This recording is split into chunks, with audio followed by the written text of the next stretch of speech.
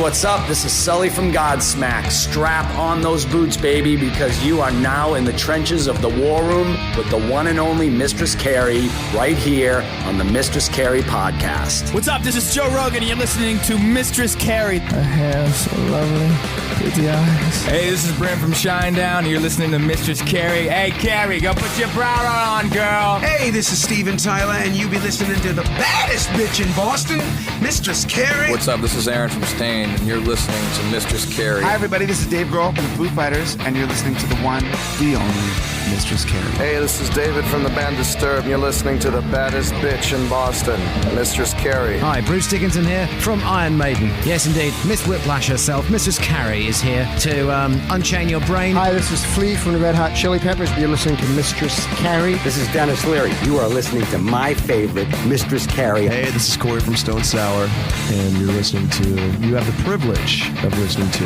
Mistress Carrie. Oh, God. Oh, yeah. Hey, it's Mistress Carrie reporting for duty from MCHQ for a bonus episode of the Mistress Carrie podcast. This episode of the podcast is sponsored by Digital Federal Credit Union, better known by all of us by now as just DCU. And whether you're driving off the lot or you're refinancing, DCU can help you save on your next auto loan with rates as low as 1.49% APR. Yeah, that low. I know. 1.49% APR. Learn more at dcu.org/auto.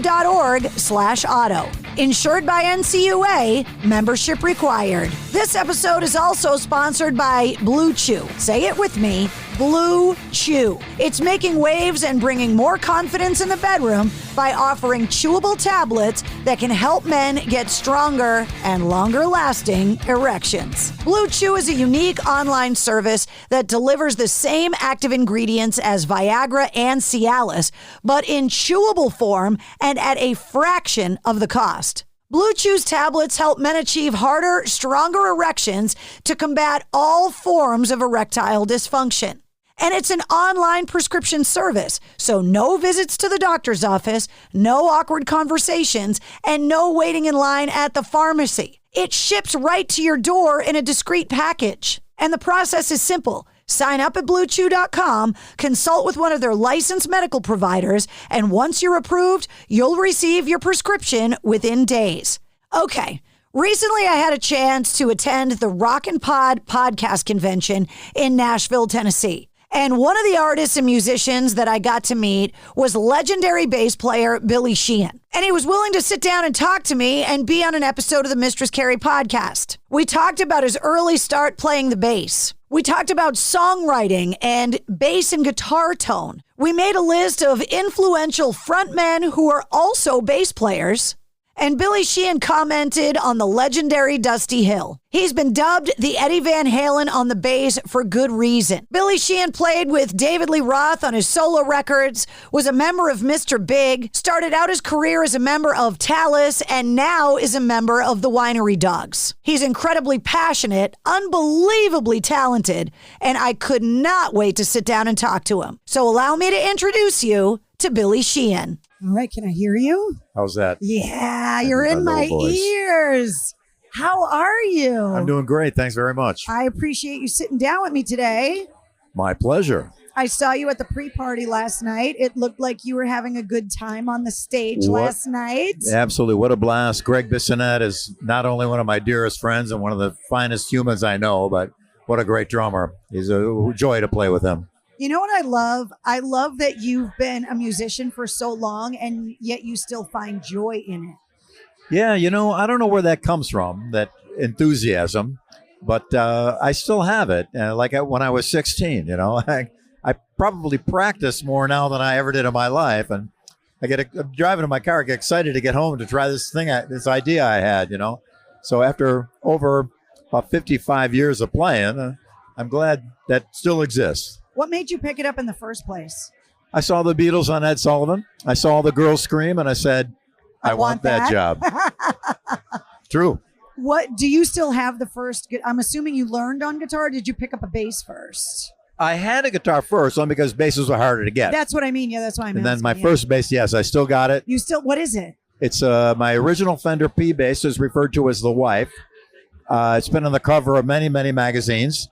It's been, it's probably maybe over 3,000, maybe 3,500 gigs on that bass. I did Eat 'Em and Smile, first Mr. Big record, all the Talus stuff on that bass. So it still hangs in I've retired it, but it's in my studio so I can still pick it up. have it. Oh, absolutely, yeah. Yeah. One of the things that comes up in the interviews that I do all the time is tone. Yes. And the story I use as reference, Nuno Betancourt told me a great story about how he went to a Van Halen rehearsal and got to live out his dream of playing Eddie's guitar, Eddie's strings, Eddie's effects, Eddie's amp, Eddie's cable, everything. And that he was still upset that he sounded like Nuno. Yep. Where does your tone come from? What do you attribute it? The hands. Yeah. It's your hands. Everybody's got different DNA. And it's just, there's a famous story of Ted Nugent at Van Halen doing the same thing, playing through each other's rigs, and they each sound the same, even though it was all different. It's just the way and it's a good thing because every individual, no matter how many pedals and amps and speakers and whatever, what kind of strings and guitars, you still got your personal thing that is difficult to mask. It's difficult to obscure. So your own personality and spirit will somehow make its way through all that wire and all those batteries and all that, and still come out, which I think is a beautiful thing about music as a performance art. You're involved in so many songs and so many albums that are so recognizable. Can you give me an example of a song we all know and tell me the ridiculous story that inspired your part of that song? Like you woke up in a dream, you heard something. Like, is there one song, one part that you got from the heavens or a crazy inspiration that turned into something we all recognize? Well, there's a Mr. Big song called Daddy, Brother, Lover, Little Boy. And we also did use the electric drills in that song. So in the parentheses, it was the electric drill song. And I remember I wrote it. I was at the Rainbow Bar and Grill on Sunset Boulevard in L.A. A typical Friday or Saturday night out, and it was chaos and a lot of people hanging out. And the young lady behind the bar was a dear friend of mine. So I would sit at a corner of the bar, kind of protected area, and she would take good care of me, and my friends would come and go. And I'm watching this circus that is the Rainbow Bar and Grill, which is quite a spectacular. The epicenter of rock and roll in L.A. And I asked her for a napkin. I go, you got a pen? Yeah. So and I wrote down Daddy, Brother, Lover, Little Boy. Because I was watching all these guys trying to pick up all these girls from each different position, from each of those 4 points of view. And I remember I showed it to her. I said, what do you... And I told her the story. And she goes, "You nailed it. That's exactly it." So, Mr. Big rehearsals not too far after that, we built that into a song. We always talk about songwriting because selfishly, I don't have the gift, right? I would sit at the Rainbow next to you and not be inspired to ask for the cocktail napkin, right? Some people just have it. So, of the music you love, not necessarily your own, but the music that you love, can you give me an example, regardless of genre or era, of fantastic songwriting? Like a song you covet that you're like, fuck, I wish I wrote that song, and break it down as to why it's such good songwriting. Good. If I Fell by the Beatles. If I fell, and the cadence being, if I fell in love with you, would you promise to be true and help me understand?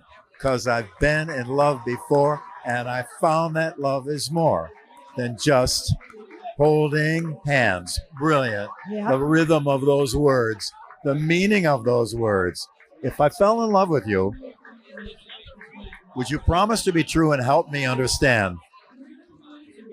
Because I've been in love before, and I found that love is more than just holding hands. Now, it's just as a sentiment. Yeah. It says so much to so many people. How many kids thought they were in love with the kid sitting next to them in school, and they found out that really wasn't love.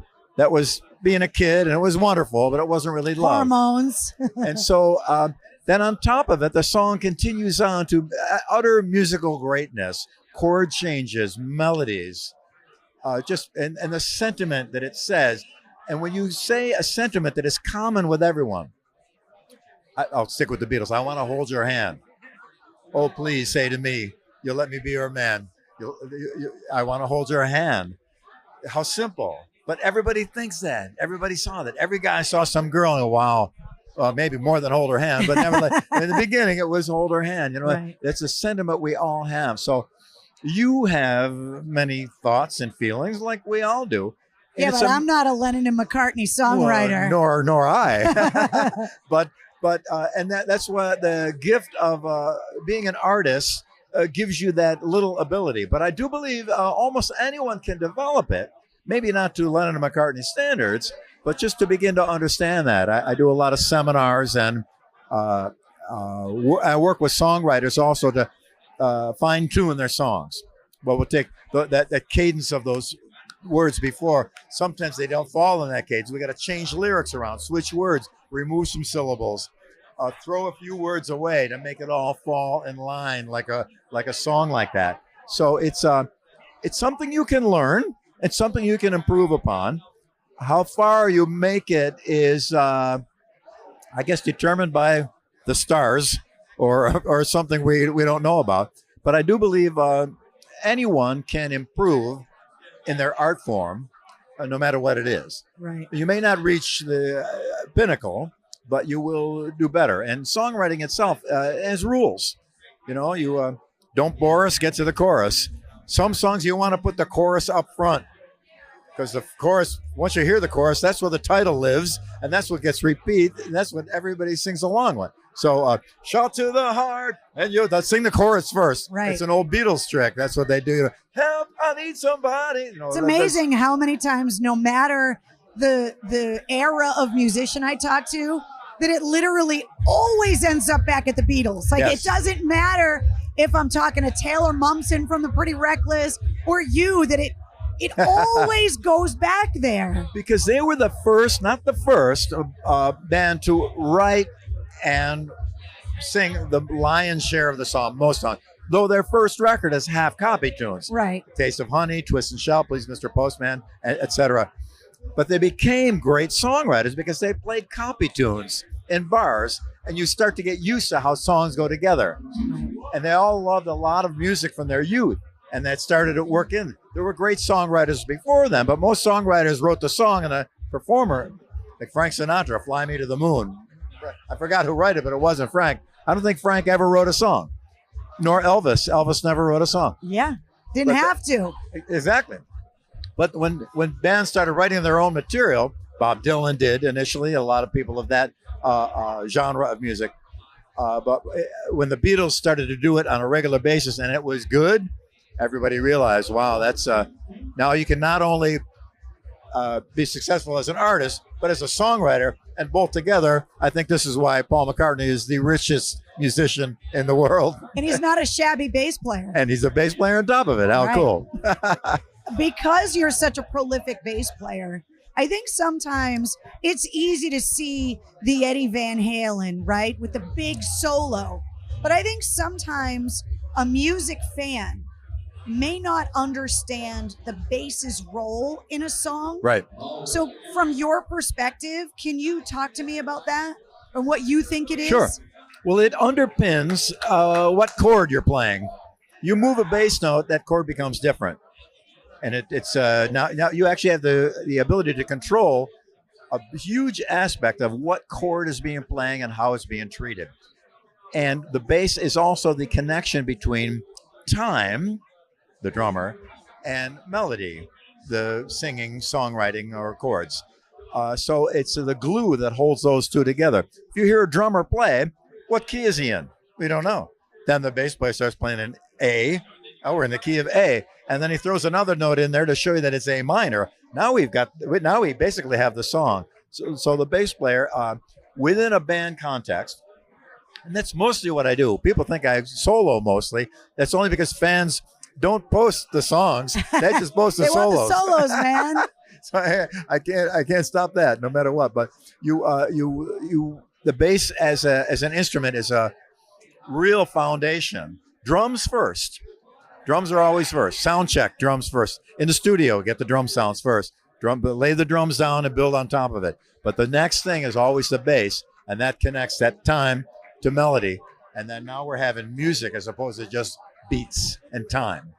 And to learn about that, Motown music is incredible, and it had an amazing bass player, Jamie Jamerson. And the bass was flying all over the place. The notes were everywhere. It was up and down the neck. Paul McCartney, too, all over the place. But it makes so much sense and worked with those chords that it was without that bass in either Motown or Beatles, I don't think it would have nearly had the impact that it did. Bass players also are the brunt of a lot of jokes. You got to have a favorite. Probably the one, I forgot how it goes, but the bass player locking his keys in his car, but so the lead guitar player had to let him out. You know, I don't know, it's crazy. Bad joke. But yeah, it's funny. When people start making bass player jokes, so I said, well, Paul McCartney is the richest musician in the world, and he's a bass player. So there. Right. You're welcome. You're welcome. And Sting and Lemmy and Phil Lynott and Doug Pinnick and Geddy. Geddy. There's some. Of course, so many great singing bass players. And when there's a singing bass player, the band kind of have a special little gift to its DNA, because vocals and bass, when woven together or working together, it really is a magical combination. It's an interesting thing. There have been a lot of times that you've rolled through Boston. And because I born and raised and spent so much time on the radio there, you always know a Bostonian because within the first 2 minutes that you meet them, they tell you they're from Boston because we're just that way. You've traveled the world. Do you have a memory of Boston, of a show, an event? All right, hit me with it. We played the Channel one time. Oh! After leaving, we got finished at L'Amour's in New York, and we're loading the truck, and the sun is coming up. And so we drive right from L'Amour's to the Channel.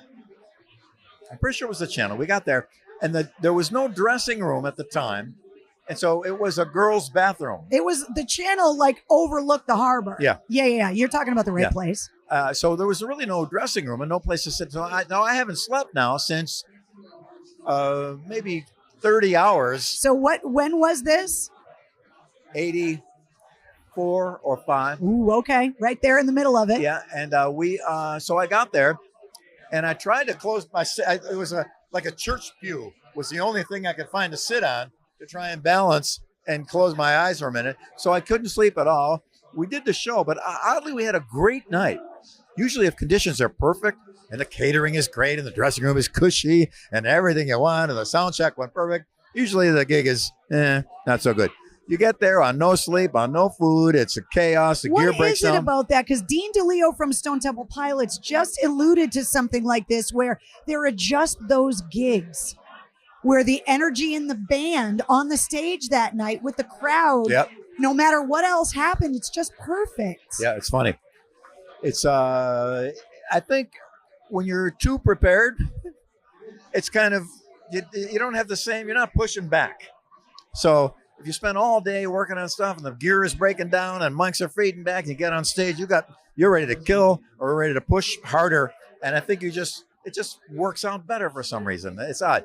And there's also an odd turnaround. The band will think it has an amazing night. Wow, this was perfect. Get off stage and go, hey, how was the show? They go, that's okay. And then you have a night where everything goes wrong. It's just awful, terrible. You get off stage, you go, why am I even doing this? People go, that was the greatest show I've ever seen in my life. I've never seen you play better. And I'm like, what?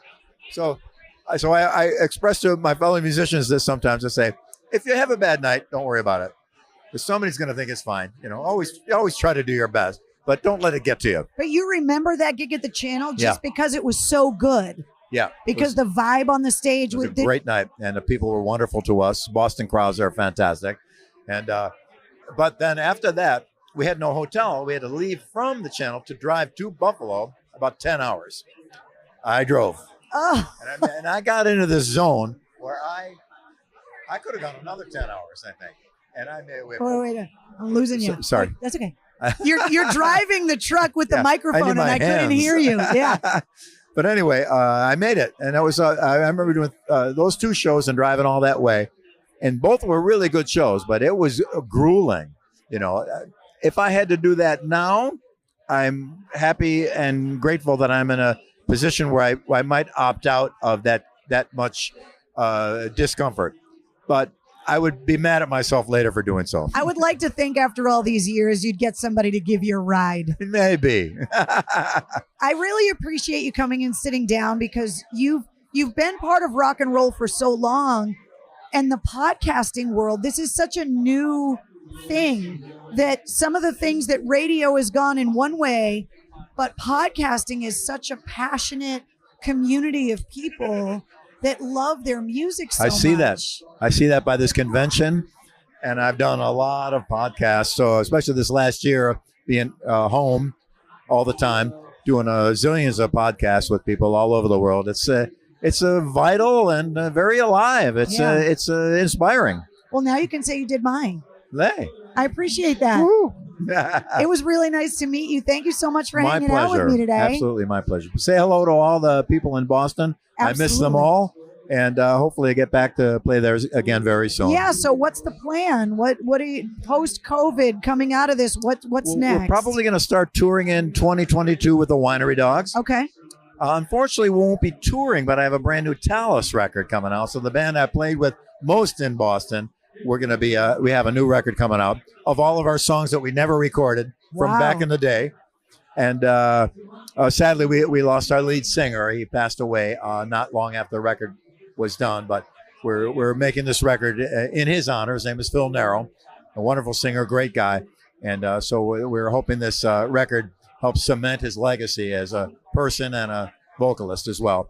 But the Winery Dogs, probably Sons of Apollo as well in 2022. And I can't wait to get back on stage again.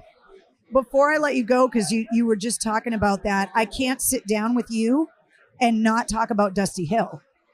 It would be a missed opportunity for me to not get your perspective on his role and impact in rock and roll, bass player to bass player. Oh, yeah.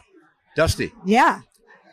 Well, I heard the news early on because a friend of mine knows someone that was with Dusty, and I got the call very, very early in the situation. And I knew that the band hadn't announced anything yet. And I didn't want to do anything improper. So I just posted an amazing photo of Dusty and said nothing. And people figured it out, of course, and then it came to be true. But I am a huge ZZ Top fan. Billy Gibbons is I got 2 or 3 of my best moves from him. And Dusty Hill was a fine, wonderful man and a great player and an amazing singer. And he touched me very, very, very, very much. And very, very sad to see him go. That was a tough one. Well, I appreciate your time today. Enjoy the rest of your day at the convention. And yes, I appreciate you answering all of my questions. Have a great day. Well, wonderful to speak with you. Take care. There he is, the one and only Billy Sheehan. If you check out the show notes of this podcast, you'll find all of the links to find Billy Sheehan online, and you'll find the corresponding playlist. Every episode of the Mistress Carrie podcast has a corresponding playlist that features all of the music that we talked about. You'll also find all of my links in the show notes as well. If you liked what you heard, don't forget to hit subscribe so you don't miss anything from the Mistress Carrie podcast. New full-length episodes come out every Wednesday. This week's episode features the one and only Dee Snider. Plus, you get the Situation Report. The Sit Rep comes out every Monday through Friday and runs down all of your rock news, music headlines, and industry info in less than 5 minutes. And if you know any bass players, make sure you share this episode with them. Thanks once again to our sponsors, Digital Federal Credit Union at dcu.org and Blue Chew at bluechew.com. You can always find me at mistresscarrie.com. And every Tuesday night at 8:30 Eastern, you can join me live on my Facebook page for Cocktails in the War Room. The Mistress Carrie Podcast, a proud member of the Pantheon Podcast Network.